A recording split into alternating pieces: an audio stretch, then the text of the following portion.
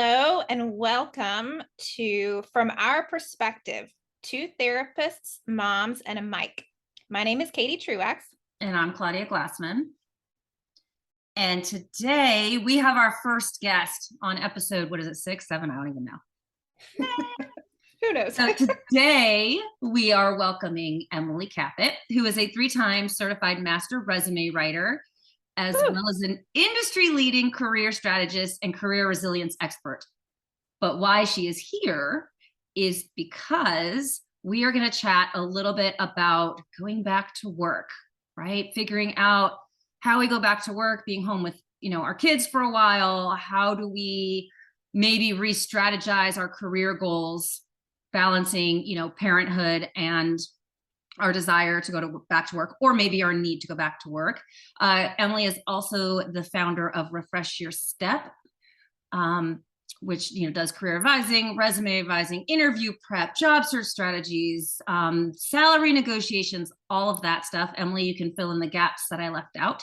And again, most importantly, she does work with moms and helping them kind of navigate re-entry into the workforce, or maybe transitions within the workforce, kind of finding something that's a better fit. So yay, Emily. Oh, and she's my friend. Thank you guys so much. Oh, that most importantly, that too. Thank you guys for having me. I really do appreciate it. So yes, I am Emily Kapit. I do run Refresh Your Step. We are a career advisory firm where I'm located in Atlanta, but we work with clients all over the country, all over the world. Clients from every level, every sector. I will actually say most of our clients are parents, just sort of, that's just how it happens. And quite a number of them over the course of the last several years have come to me with the need of either I'm going back into the workforce, or my life is, I'm having a baby, I'm having another baby, I'm getting divorced, I need to go back for this reason, or I'm an empty nester and I need to go back. A lot of various stages of life that those transitions lead them to needing to sort of reevaluate where they are in their careers and what they want to do. And I understand not just the strategy piece of that, but also like sort of the personal life impact piece. So we advise quite a bit in that. And I can also say that as a mother of 2, I very much understand that need for balance and being very mindful of how career impacts life, life impacts career, and wanting those things to stay somewhat in equilibrium. So we definitely speak to a lot of clients about that as well. So again, thank you guys so much for having me. Thanks for coming. Oh, yeah, so exciting. I love having a guest speaker, and I'll be honest, like I've had 3 sessions so far today, and all have been with moms, and all have involved some conversation about this, right? Whether it's, let's see, my first session is a mom of 3 who wants to go back to work, but doesn't know how, right? My second is a mom who's going through a divorce and trying to balance, okay, how do I continue working as an entrepreneur when I have my children full time and their father is not on deck, right? And then my third is looking at going through a split herself and balancing kind of that's some similar type things, and recognizing I can't do it all, right? I can't be at all the practices and do all the drop-offs and pickups and work, and how do I balance a household on partial income if my work has to decrease? And it's just such a real and salient topic for so many people, whether it's moms, dads, or people who are married, single, separating, divorced.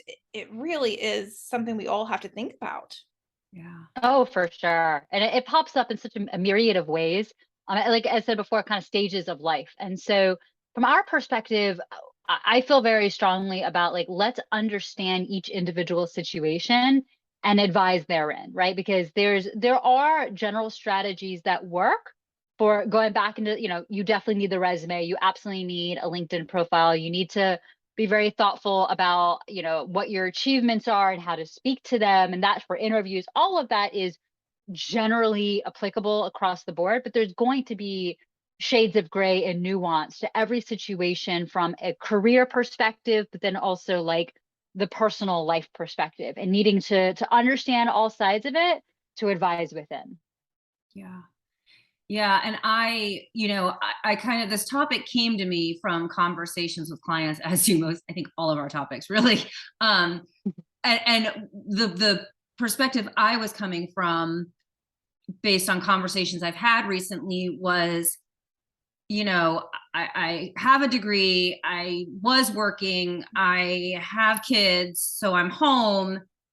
I've lost myself completely, right? Like my days, and we've all been there because we have kids, where your days are like diapers, nap, feeding, diapers, nap, feeding, diaper, right? And so much of your energy, like you can't even shower, let alone think about creating space to go back to work, right? And so this idea that, especially in those like first few years, right, where it's just parenting is so consuming that you lose yourself a little, and then the conversation is, I don't even know where to start. So Emily, do you have any kind of strategies, advice on, like, if you're in this position, right, you're home with your kids, you have a degree, you don't even know what the heck to do with it anymore, you've been out of the workforce maybe few years, and you don't even know where to start, like, how So do you start? the very first thing I will say to clients is, just by reaching out to a support system, whether it's me or someone on my team or someone like me, or a lot of times there will be a therapy component involved. I will actually give them some level of kudos for having a support system and seeing the need for that and reaching out to get some help, because I think that's a good place to start, of like, you recognize a need for support. And I think starting from that place allows them to feel like, okay, I'm thinking about this proactively, and it gives them that launching off point.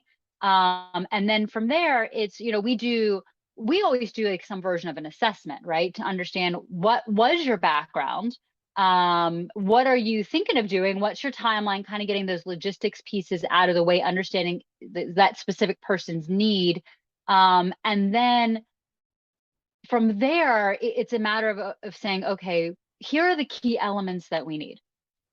And I sort of referenced this earlier. You're going to need an updated set of professional documents. You're going to need that resume and cover letter. You're going to need that LinkedIn profile. You're going to need to be very mindful of what you're aiming for, and let's be honest about what you've been doing the last several years. And that right there is a big piece, because whether you've been out of the workforce for a year to 2 years, you've been out of the workforce for over a decade or longer, I guarantee you, and this has been across the board, every single parent I've ever worked with who's faced this situation, you have not, as a parent, and solely as a parent, not as a working parent, you have not just been sitting on your butt watching, daytime soap operas. I know you haven't been.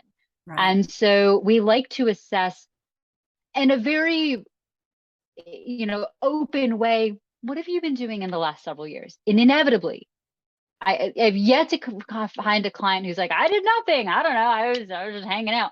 Every single time, somebody who's used to being in the workforce can't not do something productive, right? So they are involved in extracurriculars. They are finding, like volunteer work to do. They're involved in their kids' schools. They're somehow involved in their spouse's business in some way. There's always going to be some mix of things they've been doing. And even if it's, I was handling, the house, and we were selling, and we were building another house, and then we were doing this major move, and then I was overseeing the care of this elderly parent or grandparent. There's always all these elements therein that we actually like to pull from, because a lot of that work that people have been doing sort of in that in-between time between the last job and a future one, it's amazing skill sets. There's a lot of amazing work to be done there. And when we hear and when we ask about it and we hear about it, we really want, again, to give them that kudos for, like, you ran how many different volunteer, fundraisers, you were spearheading how many like major moves, including in an international move. Oh, you dealt with a major, house reconstruction, and you had to project manage that, and there was the budgeting and this. There's always these skill sets that we can pull from, and we want to make sure they hear not just that they were doing something real, but that there was real success tied to it. Because not only is that important for the documents, because those documents need to almost solely reflect success and achievements in some way, we want them to see that and understand that. we want them to hold on to that, to really grasp the success they've had in that time, even if it doesn't feel like the traditional like understanding of what success is as an adult, because we're so defined, I think, by who we are in the workplace, that when we take that step back and we're doing other incredible work, raising a family and overseeing all the various things related to that life, we sort of like shun ourselves and say, oh, I haven't done anything. But when we really think about and speak to it, and we help clients pull this information out, we want them to hear that. We want them to hold on and really feel emboldened by this great work they've done in the meantime. And so we help them pull that out and then understand it so that we can put it into the documents, because that's our job. But then we're also preparing them for the interviews, having a really good understanding of what they've done in the last several years. Yeah. That was a lot That's all at once, but it's all very important. Yeah. But I think that's the key component, right? Is reframing this, well, I was just a stay-at-home mom, to an understanding of like, yes, you were a stay-at-home mom, but you weren't doing nothing, right? There are skills that you were utilizing. I mean, I don't know if I've met a parent that is not a phenomenal multitasker, because you have to be, like, even if you don't work and you're just, making dinner, it's like someone's yelling this and someone's barking orders. Like it's, we overlook so much of the skills that we have. And so, yeah, I agree with you. I think that's really absolutely. I mean, it's multitasking, it's project management, it's budgeting, it's, the scheduling, it's so many different massive skill sets that are generally applicable in a ton of different ways. Right. And so really helping people to see that about themselves. I've seen people who have gone from, I've done nothing in the last several years, and now I'm getting a divorce and I feel worse than ever. And they're really getting down upon themselves. And I'm starting to think, okay, we got to get a therapist in here too. But, and I say that joking, but also very serious. But then, I help them to say, like, to understand what they were also doing in that time. And by the end of that conversation, I get a lot of, I finally feel some hope, because they're able to see and understand, maybe for the first time in years, a different level of value that they bring to the table. And the key component from our perspective is transferable wins, right? Because you have to see, like, from one area to another, what's actually transferable. If I was able to project manage a house renovation, then I can probably project manage an initiative at this organization, right? Those skill sets are very synonymous. But I have to understand one of those to the other and then speak to the success of it, right? Because that's what makes you an exceptional candidate, is not what you did, but how well did you do it? So it's sort of this multi-level step or process that we take our clients through to understand what they've done and see the transferability of it over here, in an achievement-oriented way. Right. And so Claudia will laugh and maybe roll her eyes at this, but the process we have our clients go through is called the capitalized process. My last name is Kapit, so it is a terrible but really helpful pun. I am rolling my eyes. I know. But it helps clients to take that step back and see themselves from a whole different light, that ultimately is like helping them to just feel confident again.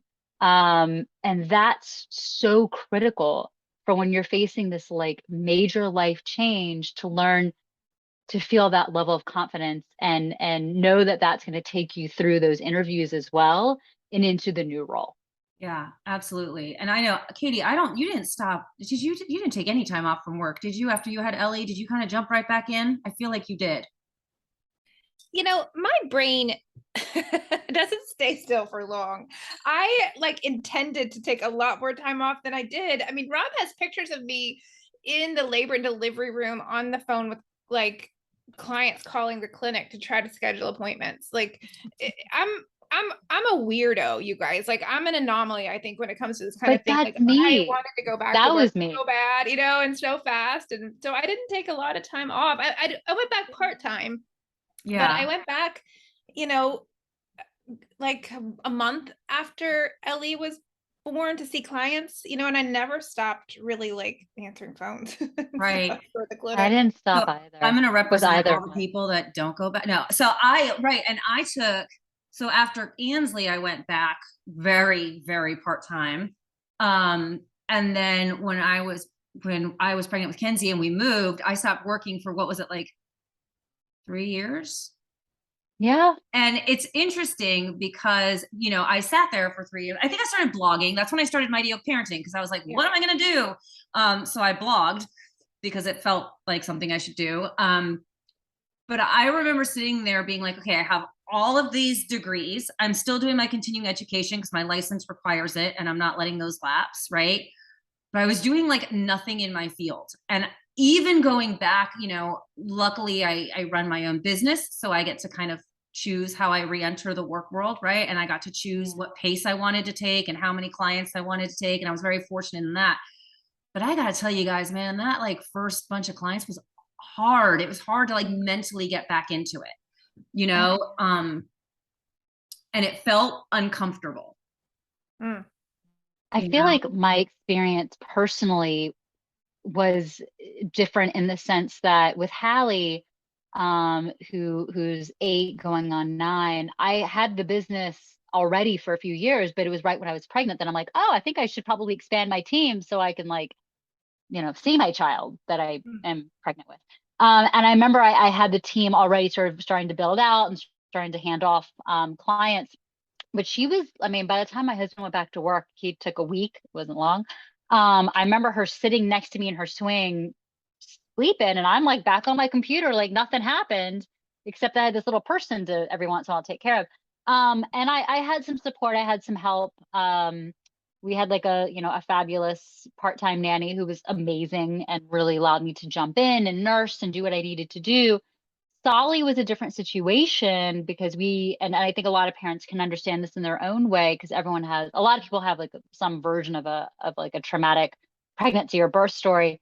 But I was in the hospital for 2 months pregnant with him on bed rest, and working was my lifeline. I mean, Claudia, you would come visit me and I'd be like working away, and Yeah. clients would come to visit me in the hospital. And I'm like, this She is did what I'm client doing. appointments in the hospital. I'm like, are you kidding me? They're like coming, they're paying for parking to come see her. It was wild. Oh my They would gosh. insist. They would insist. I'm like, I'm going to get interrupted by like doctors, right? Like, and but it was helpful to me to feel like a human in that regard, considering everything else that was going on. And then he was in the NICU, and I was still taking calls. I think I truly, truly, truly took a week, which I don't necessarily advise anyone else to do. That was for me. But I run the business. I have teams. I have this and that. But so much of what I do, I feel so connected to. And I think for me, it's also part of it is like, I've seen so many parents of our parents' generation, who are now in their like 60s, 70s, who especially the mothers, they didn't work, or they worked for a while and then they stopped working and they raised us. And then when the last kid, got their driver's license or went off to college, and the mother just had no identity. And that has stuck with me for years. And I've seen that not just with like my friends, but also in our clients. And that they feel a very strong connection to finding meaningful work and making sure that there's that balance with their own family and family life. And so I think that for me personally plays into like why I work the way that I do. But I think everybody has to identify and find what they feel balance will look like. That's right. And I think especially right now, as we are, knock wood, coming out of COVID, at the, recording, this is, summer 2022. And there's a lot of silver linings to how COVID has impacted our ability to work and balance. And so I actually like to talk to a lot of people about this now more so than ever, whether or not they are parents, whether or not they are, going back to work, or there's a major transition. We've all been through a major transition in the last few years, like globally, right? And so a lot more people are thinking very sort of constructively about now what do they want their work life to look like. And the vast majority, not all, but the vast majority of people, even those who are going back to work, are saying, I want hybrid. I want to have flexibility in my day. I want to have ownership of my time, autonomy. And I want to be able to, on certain days out of the week, be able to work from home where I can be on a call, work on a project, throw in a load of laundry, grab my kids, do what I need to do, knowing it will get done.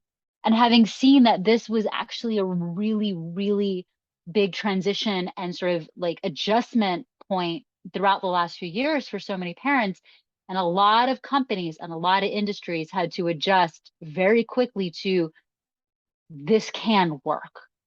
People can live their lives this way and be productive. And that has allowed parents, mostly moms, but not always, but has allowed these working parents to have a lot more flexibility and I would say autonomy over their day. Yeah. So I call it a silver lining of the pandemic. And I think it allows clients to really have a lot more say in the kind of work life environments that they are going to uh, put themselves out there for, which really brings me to another important point, which is before you start looking for a job, the documents, yes, all of that's important. Assessing what kind of culture do you want? Do you want a more hierarchical culture where it's very like what I say at the very top goes, you listen to me and you listen to your boss and you demand things of your underlings, like it's like sort of the government culture, some of these big major companies, like their cultures for a very long time. That's what that looks like. But more and more often, especially again since the pandemic, you have cultures that are much more collaborative and open and understanding of real life. And so the question that I get a lot from clients is how do you assess that? And it's important to establish for yourself what kind of culture do you want? What's important to you? What are your values? What will you be flexible on? What will you not be flexible on? And really having that laid out so that you can move forward into the interview process, the networking process, knowing, okay, I will be flexible on if they need me in the office 4 days a week and I only want 3 days a week, well, I can be flexible on that piece, but I will not be flexible on a boss that demands that I be available on weekends. I'm not flexible on that. Having out there what your wants and needs are, and not bending, because too often people say, well, I haven't worked for X amount of time, so I'm going to take the first job that comes my way. And I'll say to them, well, we see some red flags here. And this kind of goes against what you said your values were. No, I need a job. And we'll kind of talk through it. And some will realize it's not the right fit and will sort of run from the bad fit and into a role that makes more sense for them. And other times people will ignore all the red flags and then kind of come back weeks or months later, tail between their legs, saying I should have listened. So it's incredibly important to, and not just having the strong documents ready and be strategic with your job search and all that, but to really understand what your values are and making sure that that fits in with your job search and what you're going to say yes to and no to, as far as companies and what they're offering you. Yeah. And I work with a lot of clients that have found themselves in that position where there's a need to switch, not just financial, but because of the demands on their time. They're like working late, they're putting the kids to bed, they're working again, they're on call. It's like all consuming. And I think what they find is it's sustainable for a short term, right? But a year in, they're drowning. And then they come see me, not for that piece, right? Because they're overwhelmed, because anxiety is heightened, because it's just so much, and so I think sometimes we get so focused on having the job that we forget to think about what is that actually going to look like in our lives, right? Okay, so can I play devil's advocate for a minute here? Sure. Okay, so I've been listening, and a lot of what I'm hearing sounds like wonderful applicable advice and descriptors for women or men who have a high degree of resiliency, a high degree of autonomy, perhaps a good, strong work background or educational background. But what about for like the rest of the population, right? What about for women or men who are really struggling with depression or anxiety, whether it's, biochemical or situational? I talked earlier about, people going through divorces or um, parenting special needs children, um, disability, illness, right? People who maybe do not have the resume of packing and moving or managing nonprofits or volunteering at school or PTA and are just barely getting by every day. And some days maybe don't even get dressed, right? But know that they need to work, whether it's because of divorce or separation or because of, behavioral strategies for coping with depression and anxiety, right? Getting out of the house, finding purpose, finding meaning, finding structure. What would you say for somebody just kind of coming in very basic on like the entry of getting back into the workforce who doesn't have so much maybe resiliency factors of what you've mentioned? Sure. I mean, we always have to take a step back and understand what the situation is. I would always want to make sure that they have as much support system as possible. If they're dealing with a very high level of depression, again, as you said, biochemical or situational, I would want to make sure that they have, in addition to myself and my team, therapy support. What you guys bring to the table is so critical, especially for individuals dealing with such situations, because they're going to need. And I have several clients who I have either recommended that they be getting additional support that is more in the realm of therapy, or I have clients who are already doing that. And so I want to make sure that they are actually in a place where they're able to work. And I realize for some people they have like the ability to take some time financially until they're a little bit more stable mental from a mental health perspective. Others do not. And so then Mhm. we really have to be mindful about that. Like I'm thinking of a client right now who she came to me, I would say late 20 or maybe mid 2021, and she dealing with a lot of depression, and she had actually worked her way up very nicely in the medical health insurance field, dealt with some major family stuff that led to some serious depression, and she ended up leaving a job, taking another one that she felt was going to be a good fit, but there were red flags. And we talked about the red flags, but she ran to the wrong job despite there being red flags. And she Mm. had therapy and she had me.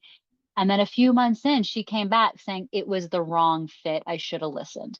And so, she ended up, she doesn't always take advice terribly well, but she does do a good job of getting support around her, which it continues to be critical. And she ended up leaving that sort of second job, because I think it was really impacting her mental health way too much. And so she did not have that level of resiliency that I think others, could have muscled their way through. She recognized a need for stepping away to help herself. And she ended up taking on, for a short time, a barista role at Starbucks Mm. just to make ends meet because she recognized that her need for, assessing her own mental health struggles and working through to the stability point. She needed to do that, but in such a way where she still had to pay her bills. And so being able to take on something a little bit, less intense Mhm. really, really helped her. And so it was a matter of making strategic decisions so that she was able to get to a stronger point. And now she's actually just accepted a new role back in her old space, but a little bit more limited in terms of the level of responsibility, which was going to be a critical point. So I do think a key element there is having that support system in place, both from a professional help perspective as well as I think she also had strong family and friends, and she was able to piece that together. We have another person right now. She's actually not a personal client. She is someone that I know, I do know personally, who she admitted just in the last few weeks to being in an abusive relationship, Mm. and 2 children and needing to get out, and her soon to be ex-husband is the major breadwinner in the family. He's a physician, but Mm. massive level of abuse. And so she is doing a very good job of sourcing that support around herself, in order to make this move away from him to a place of stability and safety. And once she feels like that is, where she is a more stable location, and then more stable for her kids, and then more stable for herself mentally, she'll move back into the workforce. But she's sort of taking it as she can in order to get away safely. And so each situation is very different, but I do think having a very high level of support system is a critical piece there. Well, Well, and I and I love don't, this idea of kind of stair stepping back in, right? Yeah. Like Oh, that it's sometimes huge. it's like a reciprocal, Mhm. feedback loop where like somebody may not be capable of jumping into their fullest potential or the fullest of their even educational training, right? But Right. getting, like you And said, being as a okay bonus with step. it. Yeah, But and like getting yeah. out of the house, and relearning. Because do you guys remember, like, even when our kids were little, remember like the mommy brain thing where you're like, I think I forgot how Mhm. to use my yeah, words, for you know? sure. I feel like I'm And still in that world, but sure, yes. remember, putting makeup on and or taking a shower and having a schedule and a time by which you have to be somewhere, right? Can just be so important for Yeah. regaining self-esteem and a sense of Yeah. self-efficacy. And then maybe take that to the next step and But then it a little is next it step. is that stair step that you said, and but sometimes they have to hear it multiple times. Being okay with the stair step method, as opposed to like, I got to take an elevator from here to the top and Yeah. having to whoosh. And it's like, that is overwhelming. But they feel there's like this pressure, I think, in a lot of circles within society, that you have to be at the top. And when you're dealing with so many things that are weighing you down, you kind of have to break it up a little bit. And I think knowing that that's okay, and that's probably going to work out better for you long term, to take baby steps is huge. Yeah. Mm-hmm. And I have a lot of clients that can't fathom. And honestly, I'm this way. Like, what part of why I work for myself is because I can't commit to working someone else's hours every day of the week, right? Like, I get to build my world, and I'm lucky that I get to do that.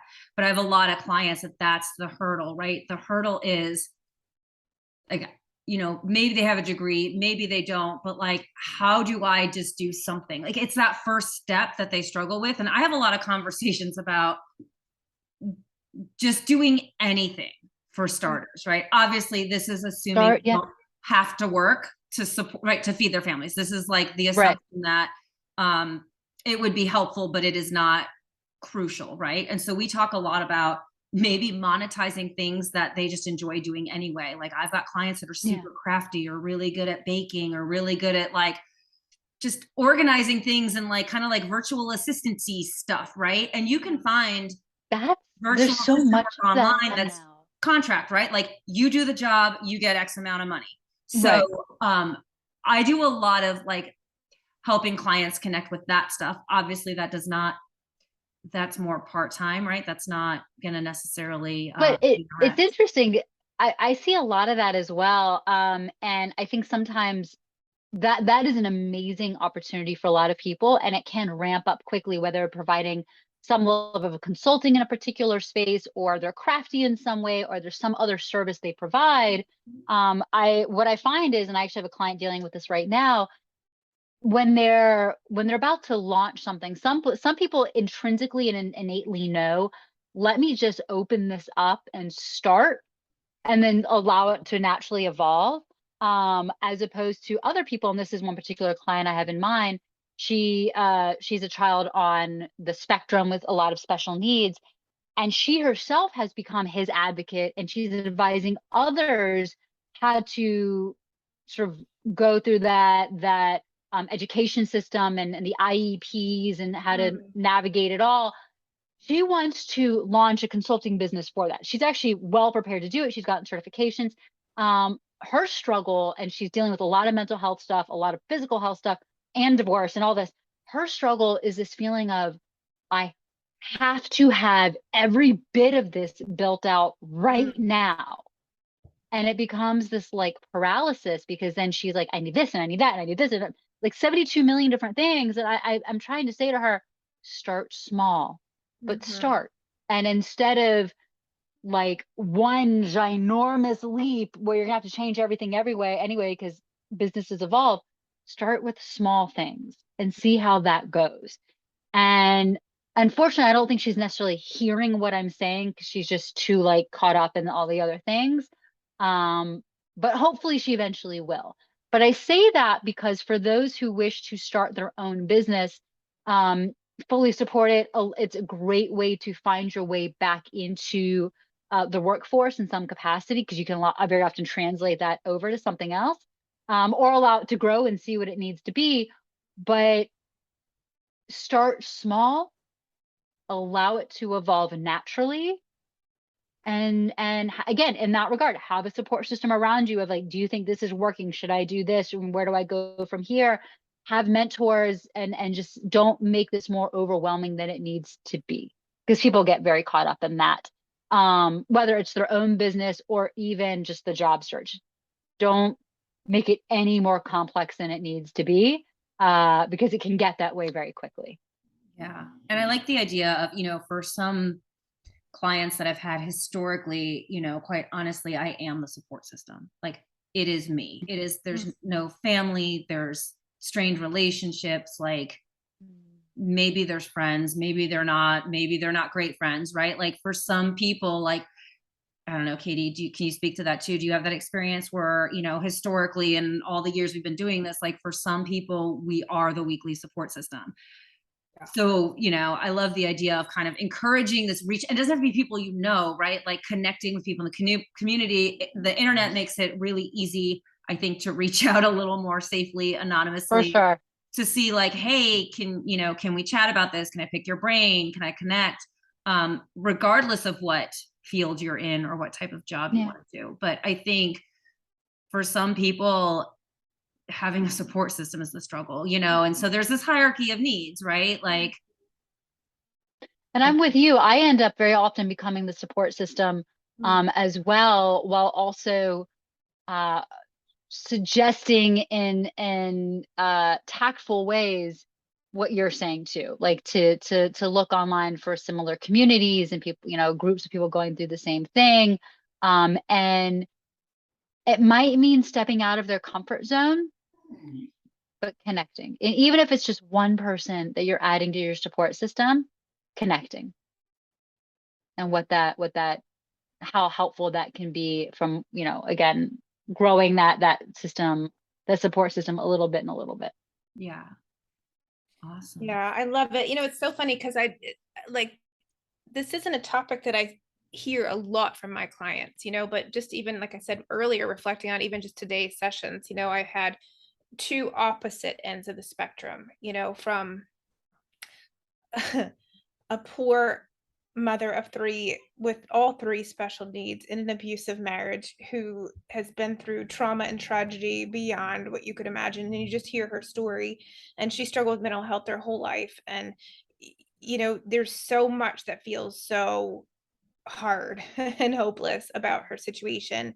And then you've got, on the other end of the spectrum, within the same 3-hour stretch, I had an entrepreneur who is like starting another business in addition, and just she feels like she's failing, but she's crushing it at managing the challenges that she's going through in her marriage and parenting, and just the night and day resiliency of one has zero support and the people in her world tear her down, and the other has so much support from family and friends and coworkers and colleagues, neighbors, right? And even just the look on their faces, right, is different. They are in similar circumstances, but the way that they are kind of carrying that, right, is so different and diverse because of so many of these factors that we've been talking about.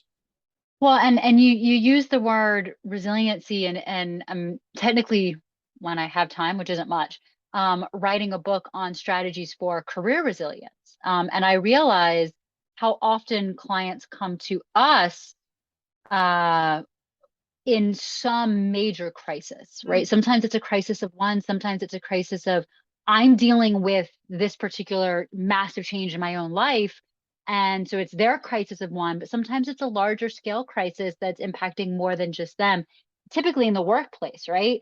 Where it's we got a new manager, no one likes him, and he's a terrible person, and that's mm, impacting all of us. Or sometimes it's bigger and it's, the company was sold and it's impacting all these people. And then, you have the global crisis of the last few years, and how that's impacting. And so, what I found over the course of many years doing this, well, every person comes with a different level of crisis, some big, some small, whatever the case may be, taking a step back mm, and seeing whatever is bringing them to me and my team, hearing them, letting them speak, letting them know it's that safe space, very often can help them see that crisis through a very different lens. And for many of them, it goes from feeling like that giant monster that's preventing them from making any sort of change to it's still there, but I can see around it. I can start to see a path forward. And when they're able to feel safe and to speak about it in sort of different terms, and start to think about the reframing and the path forward and strategies and this and that, again, that obstacle, that monster, whatever it is, it gets smaller and almost like less opaque, like they're able to see the path forward. And so, um part of the strategy for career resilience, and from my perspective, what I've learned and what I like to pass on, is being realistic about, yes, this is a very big deal. Let's start to talk through how to see it differently. And of course, what are the paths forward from a career perspective? Because we're very like forward facing in what we do. Like what are our needs? What are we starting with? What are we working towards? And then how do we need to get to that ultimate goal, knowing that there might be some like nuance along the way. But very often people just feeling seen and heard, often for the very first time about their career concerns, makes such a big difference. And I imagine there's some level of that for the patients you work with, where they may, just the first few sessions speaking with you guys, it may be the first time that they're able to really like speak openly and objectively mm. about their struggles. And I know that um, that's a massive step forward for them. So I'm always so grateful when people come to me and say, "Yes, I'm working with therapists," and I'm like, "Oh, thank God, you should." We all should be. Thank God. Well, It's it's just also amazing work. because, Katie, kind of what you were talking about, I like if you are severely depressed that you can't even get your pants on in the morning, like legit cannot get dressed. The idea of finding a job, let alone showing up to that job, or for some of my clients, keeping that job, right, is Yeah. Mm, really hard. Like, and so, I mean, I guess I kind of throw that into like my category, right? That's the work we have to do, right? But it is, I mean, for some of these people, just showing up and being able to sustain at work is more than they can manage. But mm, that's where the mental health piece, Sure. it's like where the mental health is there's such a struggle that like the tasks of daily living are difficult, right? And I think Oh, that absolutely. you kind of have to And help and them I do that. I think I've had the clients in the past where I've had to make sure that we pause our work for them to handle with the right therapist, handle whatever is it has been, like, from a mental health perspective, really impacting them, so that they're able to move forward in their career, in a more constructive fashion. So I had a client, just because this was just in the past few weeks, who a parent himself, and his his wife left him and took the kids, and that was not working out, and that impacted him so much that he was just actually pretty unstable when he first came to me right around the beginning of the pandemic. And he's sort of trying to force change, and he recognized that he needed to get some stability in his life before he made any change. And so we talked through it, and he had a lot of support from the therapist in his life. He ended up taking about 2 years to focus on himself. Yes, he was still working, but in some of it were roles that had nothing to do with what his actual degrees were in. He just needed the stability. He had to pay his rent. He had to pay his bills. But he finally got to a point of like true mental health stability, personal life stability that would allow him to get the career piece moving forward in a much more constructive way. And when we met last week, I mean, I hadn't seen him in 2 years, and he just said, I'm so glad I had that time to work through my challenges to be able to move forward. And so I honestly liken, and you guys feel free to correct me on this, absolutely. A lot of the work I feel that is so important with therapy is sort of that looking backwards and really working on some of the challenges that have impacted that individual to date, and working on those things to allow that person to move forward. And a lot of the work that we do in the career advisory space is very much forward moving, right? It's almost, yes, we're looking at what they've done to date in their career, but it's all to move forward. And so if there's so much of in their past holding them down, it drastically impedes their ability to move forward. So, if they have the ability to, take that time to work through it, I think in the long run, it makes such a major difference and their ultimate career fulfillment and personal life fulfillment. For sure. I just love all this. I mean, Emily, it sounds to me like you're quite a little therapist on your own there. It's very often that I have to, caveat of, by the way, I'm not a therapist. I can recommend some, Right. but I'm not one. Right. But yeah, I mean, I have a degree in psychology, but it's not the right kind of psychology. It's educational. It's not. Well, not. it sounds to me like you're doing just the right kind of psychology to me. It sounds like you're giving them a beautiful wraparound service of, yes, we're focused on career, but just that coaching aspect, that pep talk, that support, you being their biggest fan, and then knowing when to refer to a mental health professional. I love it. So as we wrap up, like, what do you feel like, you want to leave our listeners with, Emily? Oh, that's such a great question. Wherever you are in your career, whatever you're dealing with in your personal life, and knowing that it impacts your career, find yourself a support system to help you identify and strategies for moving forward, knowing that whether it's from the therapy perspective, the career advisor perspective, just your personal friends and family, to the extent possible, find yourself that support system, because we want to be here for you. We want to see your fulfillment and your success. We're here to help you capitalize upon what makes you you, and help you move forward. I also wanted to mention a really, really great resource. There is a wonderful, wonderful series of books by Suzanne Brown. And I can send you guys, so you guys can put it in the show notes. She's written a really great, a couple of books called Mompowerment.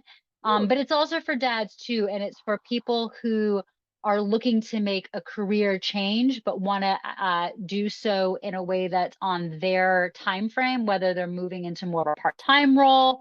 And this can be from anyone who's like attorneys and doctors and marketing, whatever the industry is. She gives amazing strategies and real world examples of how to actually do that. And I think for so many of your patients, it's a great read. It's a quick read, but it gives a lot of amazing support. So that Suzanne Brown with Mompowerment, wanted to mention that because I think it would be a really good resource. But thank you guys so much for having me. It was a great conversation, and I appreciate the work you guys are doing. Well, Emily, before you jump off, can you tell people where to find you? Absolutely. Refreshyourstep.com. So you definitely can check us out there.